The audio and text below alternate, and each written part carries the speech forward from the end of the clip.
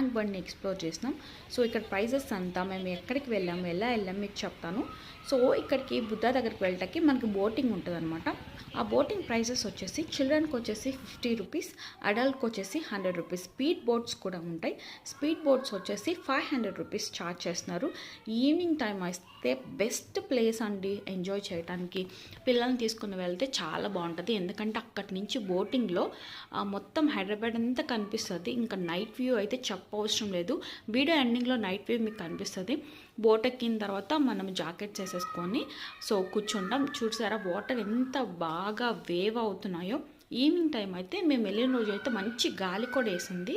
So ఆ గాలిలో మేము ఎంజాయ్ చేసుకుంటూ మొత్తం అంతా హ్యాపీగా వెళ్ళాము. చాలామంది అయితే ఆ బోట్లో కూర్చొని చిన్నపిల్లలు వాళ్ళ పేరెంట్స్ ఫుడ్ కూడా తెచ్చుకొని తింటూ ఎంజాయ్ చేశారు. సో మేము ఇక్కడికి వెళ్ళిన తర్వాత అక్కడ చాలా బోట్స్ ఉన్నాయి.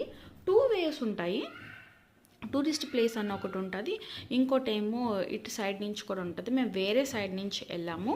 సో ఇక్కడ నుంచి మేము వెళ్ళిన తర్వాత ఒక 5 మెంబర్స్ వెళ్ళాము మేము.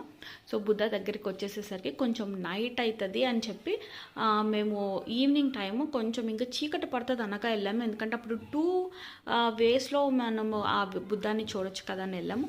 సో ఫైనల్లీ మేము రీచ్ అయిపోయాము. అక్కడికి వెళ్ళిన తర్వాత చూసారు ఎంత క్రౌడ్ ఉందో. వాళ్ళందరూ కూడా తెగ పిక్చర్స్ తీసేసుకుంటున్నారు.